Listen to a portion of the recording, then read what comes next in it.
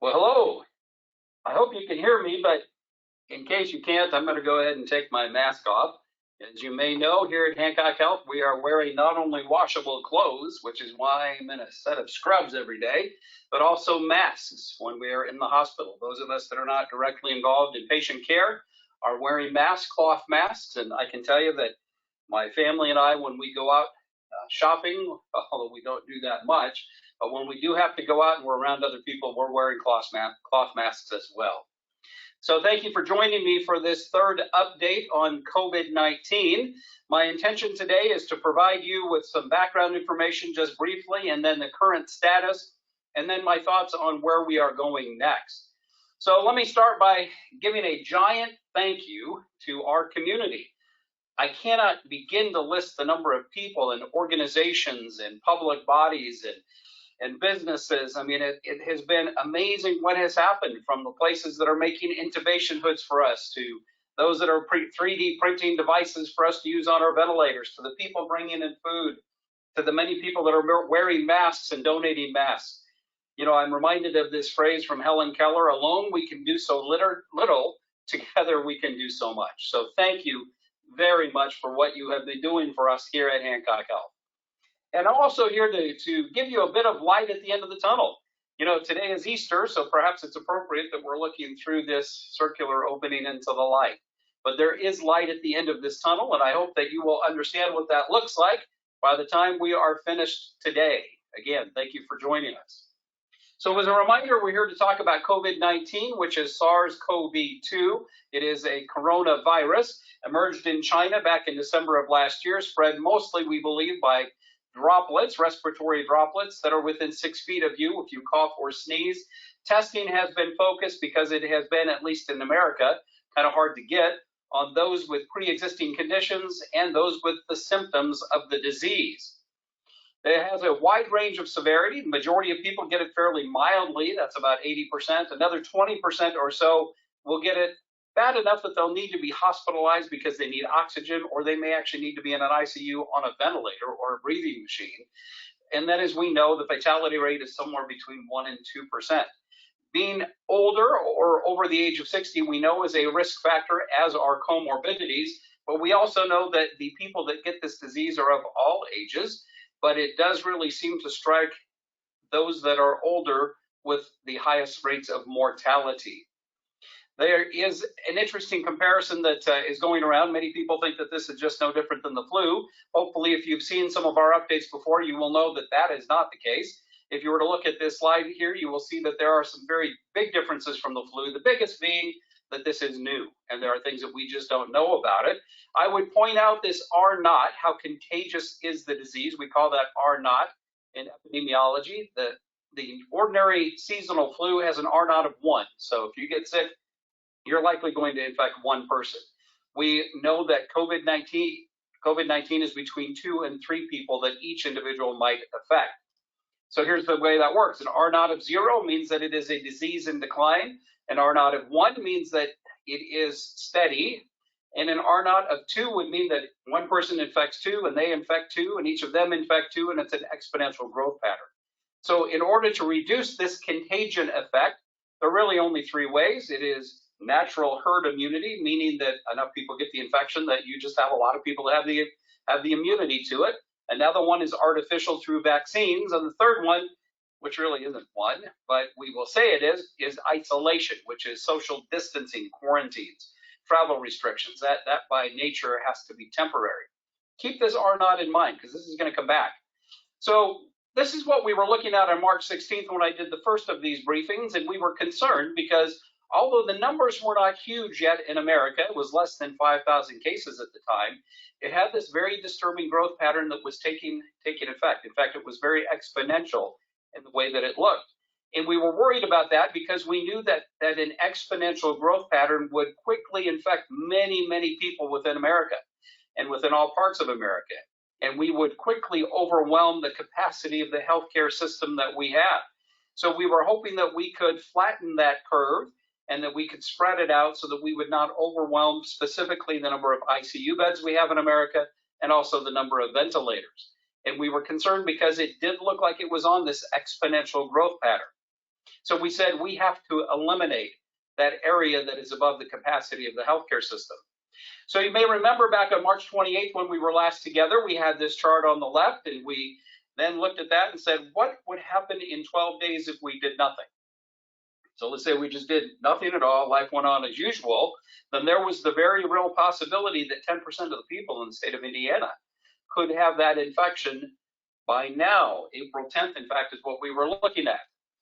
And we said this would be a problem because if that many people got infected, and let's just kind of carry it out to the end result, let's say that 60, 70, 80% of people got infected, there would not be enough ICU beds and ventilators in all of central Indiana just to care for the people in Hancock County. So we said it would be much more reasonable to try to keep this number low, down in that 1 to 2.5% range, and then we could stay within the capacity that we have in our system. Because we knew that if the hospitals in Indianapolis were overwhelmed, then we would be the ones that would have to carry the load for our county. So what did we do as a nation, as a state, as a county, and then again as a hospital? Well, we know that back in mid-March, the government came up with the 15 days to slow the spread, and then they went to 30 days to slow the spread, and that was the beginning of April, so that means it goes until April 30th. We also know that the president has the coronavirus task force, and what's interesting is that 4 of the people that you see regularly on the stage are Hoosiers. These are folks that are from Indiana. In fact, they're all from central Indiana. So this gives us some hope that there are so many Hoosiers that are engaged. We also know that there was this debate, and it's an ongoing debate, about whether the cure is worse than the disease. Maybe there were unintended consequences for the kind of things that we have to do to slow the progress of this disease. I mean, we saw this huge spike in unemployment and a huge drop in the stock market. And there's a debate that is out there, and it's a very real debate that we all need to be engaged in. So the government at the federal level took several steps. It's actually a 3-part. It looks like it's going to become a 4-part plan now. And one of those is the CARES Act. And this is $2.3 billion that are being infused, actually $2.3 trillion being infused into the economy that will go into the coffers of the households, so individuals, of small business, of large business, of healthcare providers, you name it. And there is a path for all of this money to begin to flow. And I can tell you that we've heard that it actually began to flow on Friday. We also know that here in the state of Indiana, Governor Holcomb issued the stay-at-home order, or what he calls hunker down Hoosiers. And he did that, and then he extended it until April 20th. So this remains in effect for another 9 days. It may, in fact, be extended beyond that. We know this is not unusual. Most of the states in America now have implemented shelter-in-place orders. In fact, this one was about a week ago, so I think all of these states that were in white have now implemented shelter-in-place. Locally, authorities took very bold steps at the beginning. The county commissioners implemented the Code Orange, the travel advisory, encouraging people to only travel when necessary. And the cities and towns in the county did very similar things and issued emergency declarations. The COVID-19 task force was created under the jurisdiction of the county EMA, Misty Moore. It includes government, law enforcement, first responders, education, business, healthcare providers, all sitting at the table regularly, communicating about this disease and about the actions that we are taking as organizations. Most recently, just a few days ago, the Hancock County Commissioners issued a letter that provided additional information for residents of our county and reiterated the need to do what we are doing and let them know that there is hope at the end. And in addition to that, our city of Greenfield and then the towns as well have been updating their own websites with new information. I will say that the letter from the commissioners was very, very well done. I was very impressed with the insights that they put into this very well-crafted letter, so I applaud them for their efforts. Here at Hancock Health, you know we've done many, many things. Essentially, we have completely changed our business model. In the past, we have been 70% outpatient. Today, we are almost entirely inpatient because we have redirected all of our resources into creating capacity to deal with the expected surge in COVID-19 patients. That included creating our first dedicated COVID-19 unit that we just stood up this last week in the area that used to be housed by our geropsychiatric unit. In addition to that, we have created the Hancock Triage Line, 317-325-2683, the nurse at hancockregional.org helpline, and then we also created the COVID triage clinic. I can tell you the COVID line has now had more than 1,000 callers. We've had more than 250 patients in the triage clinic. We also created our surge facility out at Gateway, and we stood this up knowing that we would not want to use this unless it was essentially Armageddon. That would be the only reason we would use it, but we had to have it just in case. So there are many things that we've done, including the fact that we've taken our physician practices and made them almost entirely virtual. Now, please know, the hospital is not closed. We are not a COVID patient only hospital. We take care of everyone who needs it. Our physician practices remain open. So if you need the care of your physician or of the hospital, we are here to take care of you. And I would encourage you, call your physician's office, call the COVID triage phone line. They can get you in as well, or come to the ER if you are in an emergency situation. We are open for business, so please use us when you need us. So what was the impact of all of this? Well, back on March 28th, when we last talked, there were 685,000 cases of COVID-19 in the world, 125,000 of those in America. Today, there are 1.8 million in the world and 523,000 as of this morning in America. And you may look at that and say, well, that doesn't seem like much progress. But in fact, if you looked at the difference a week prior to March 28th and then 2 weeks later now, you will see that the growth rate has slowed significantly. In fact, when you looked at it today, this is our growth rate, or our growth, 500 and some odd thousand here in America. Back on March 28th, it was way down here, and on March 16th, it was down here. And I can tell you that the difference between 125,000 and 500,000 is much less than the difference between 5,000 and 125,000. So just know, there's a reason that this curve is looking more like a straight line and less like an exponential curve. What about the state of Indiana? Back on March 18th or March 16th, we had 30 cases in the state. And then on the 28th, we had 1,500. So there's a huge difference between 30 and 1,500. And today we have about 8,000. So again, you might say, well, it's growing.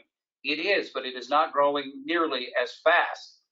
In fact, when you look at it, you'll find that 4,200 of the cases are in central Indiana. This is troubling because this is a lot of cases right here in our neck of the woods. In fact, the central Indiana counties, so Marion County and those that are touching it, account for only about a fourth. In reality, it's 27% of the population, but about a fourth. But we now have 55% of all the cases of COVID-19 and 55% of all the deaths. Now, here's a little bit of good news. 2 weeks ago, we had 2/3 of all the cases. So that means the rest of the state, I guess, is catching up. But this is worrisome to us. What's also very interesting when you look at the data is that you'll find that although Marion County down here at the bottom has 65% of the cases, it only has 51% of the population of central Indiana, of Marion County and the 7 contiguous counties. So interestingly, they have 15% more cases than you would anticipate from their population. And in fact, all of the ring counties have about 15% less cases than you would anticipate. There is something to be said about this, and that this is for another date. So we had said back on March 28th that if we did nothing, we didn't social distance, we didn't do anything like that, that we could possibly have 10% of the state that was infected by now. Let's see what actually happened. So this was that graph back on March 28th, and this was the projected exponential curve if it remained exponential. But here's actually what happened. You can see that it was nothing like that. In fact, it is the result of everything that we have been doing that we stopped this growth, and we ended up with something very different. And it is because the number of new cases has been changing their growth pattern. 3 very distinctly different growth patterns here. At the beginning, it was very exponential. You could see that for the first week or so. And then it really became a very steep but linear growth pattern. And here over the last several days, it appears to have flattened out so that it is still growing, but it is growing at the same number of cases a day rather than growing at a higher rate than every day prior. So this is really good news. And in fact, one of the models that I look at shows that we may be nearing the peak and we may flatten out and then begin to see the number of new cases decline. This would be very good news indeed. It is what I think is driving our inpatient census of COVID-19 and then those that are presumed to have it, but we don't have a positive test back yet. And our numbers are much lower than we had anticipated, still growing, as you can see, and we anticipate that this number will continue to grow for the next week or two because we're a little behind the actual number of cases out there as people get sick enough to need us. but we are very thankful that the numbers have not approached where they might have approached because of what we've done. So clearly, the choices that we made are working.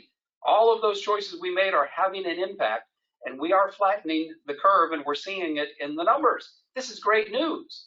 So here's an interesting chart I wanted to show you, because there's an article that was written a few weeks ago, and it had a list of all of the things that one could do. And they range from cheap things that are easy to do and hard things that are expensive to do.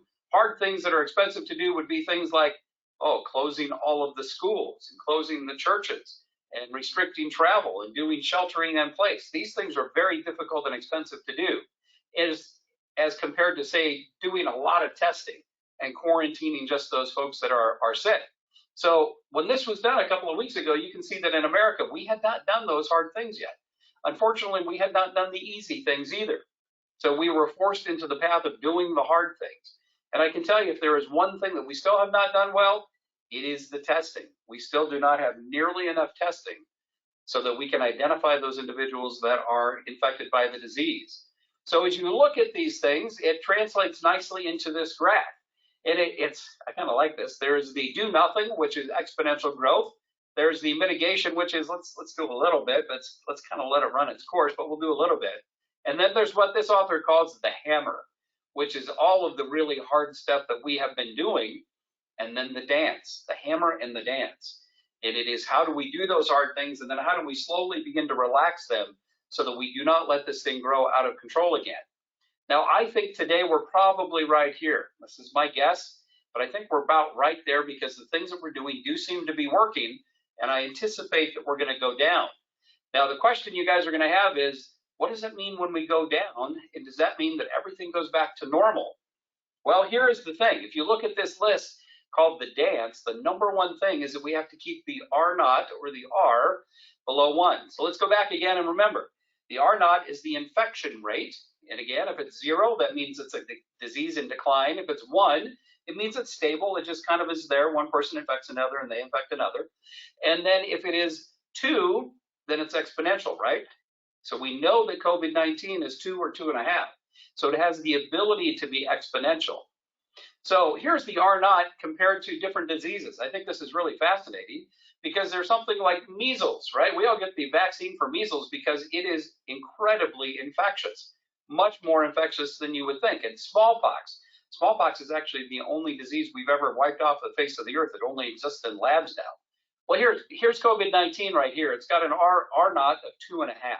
So this is how it compares to other things. So the flu is kind of up in here someplace. In fact, the flu is not even on here.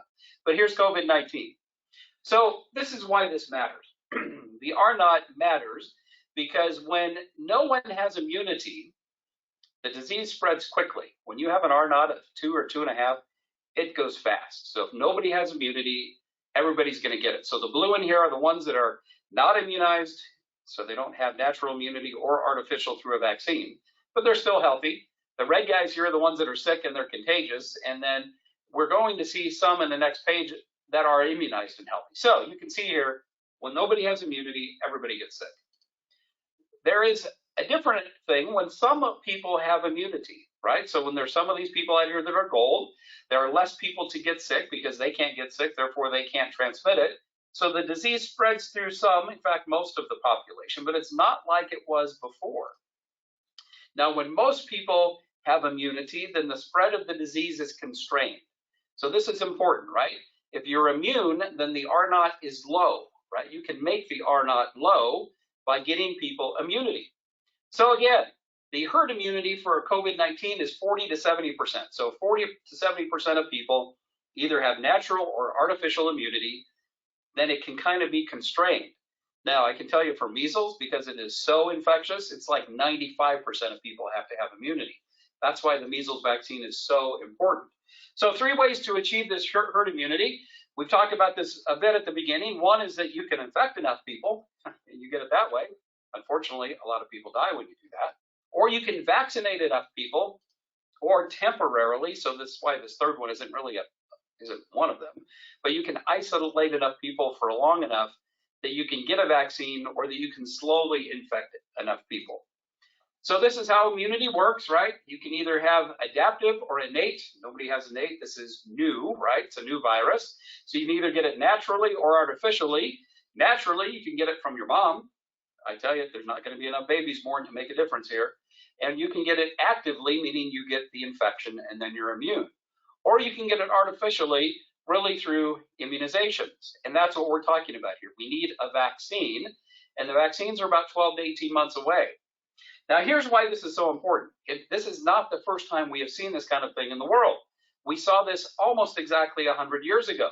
It was called the influenza epidemic of 1918, and it killed 50 million people in the world back then. Now imagine, this is 100 years ago. Whoa, there was what, a tenth the number of people in the world back then as there are now? 675,000 people died in America. And interestingly enough, it started in the spring of 1918, and people did many of the things that we're doing now. They didn't have a vaccine, and vaccines were really not easy to do back then. And then it kind of tailed off over the summer. But then in the winter, when school started back up, it just exploded. This is when most of the people died. Then they fought it off again, and then it came back in 1919. We don't want this, right? This is the thing we're trying to avoid. We can avoid this if we can keep it down here and get a vaccine. So again, back to the hammer and the dance, right? This is the hammer and the dance. So we are going to be exiting the hammer here at some point and moving into the dance. What it really is buying time to create the vaccine. That's 12 to 18 months to get this vaccine created so that we can create immunity in the population. So here's the new normal. This is me, right? This is what I think is going to happen based on the experience I have and what I'm reading and what we're seeing. So there's a population level impact and there's a personal level impact. I believe the travel restrictions are going to ease, right? We can't lock everybody down forever, but I think it's going to be different, right? It's not going to be like you're going to go to the airport and be standing in line with 300 other people in the same way. I think queuing is going to change. Maybe even seating will change. I think workplaces are going to reopen, but maybe they're going to be re-engineered a bit to create some space between people. I think restaurants are going to reopen. Maybe limited seating options, maybe not as many people altogether, maybe sitting every other table, something like that. But I think they're going to reopen. Churches are going to reopen, maybe with smaller gathering sizes. Schools are going to reopen, but maybe without assemblies, maybe not with the crowded hallways that we expect. Now, when's this going to happen? I don't know. I don't know. It really depends on how well we do the thing we're doing now. The better we do it now, the quicker that this is all going to happen. Here's what I think isn't going to happen, though. Mass gatherings. And I tell you what, I mean, you saw my checkered plaid mask. That there's a reason why this kind of hurts my heart, because I love the Indy 500 and I'm just not sure about it. And I love the U.S. Nationals drag race over in Brownsburg. Just not sure that mass gatherings like sporting events and concerts and beaches, and things like that, I don't think that they're going to reopen anytime soon. And if they do, there's going to be a lot of really strict rules. I mean, maybe you can go to a concert if you wear a mask and there's no food and there's lots of hand sanitizer. I don't know, but I think it's going to be different. It will be a new normal. There's definitely going to be continued isolation for the elderly and infirm. We need to protect the most vulnerable among us, and they are clearly in our nursing homes. And for those of us that have elderly folks living in our houses, it's them. We have to protect them, so continued isolation, I think, is going to be a fact of life. I think we're going to be able to get antibody testing for everyone. And this is a test that says whether you've had the disease or not. So whether you have an immunity to it naturally because you had the disease.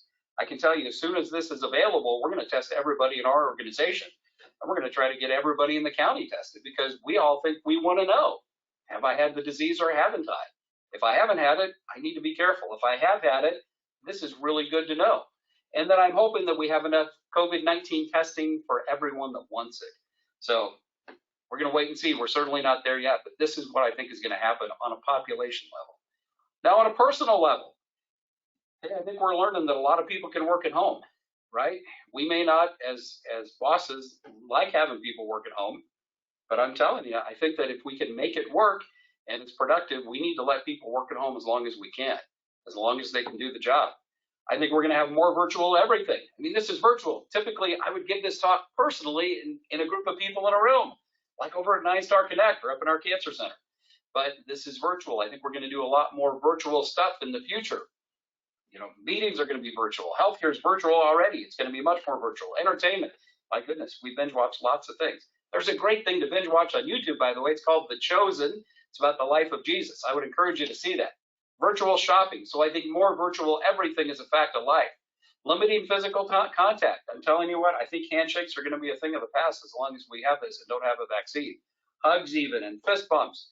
I mean, just not touching anybody. I think that's going to be part of life as we go on for a while. Wearing face coverings, right? You know, these things are not, a cloth mask is not to protect the person wearing it. It is to protect the person around you or next to you. I think this is going to be important as we go forward. And much as I hate to say it, I think everybody's got to become a germaphobe. My wife has been a germaphobe forever. And for decades now, we've been married for decades. I have been the one that says, come on, we're overdoing it. Leave it a little dirty because the grandkids are going to not have the immunity they need. Well, you know what? I think in this case, I'm going to have to be a germaphobe too. So I'm going to be cleaning this spot right here when I'm done tonight. Wow, cleaning everything all the time.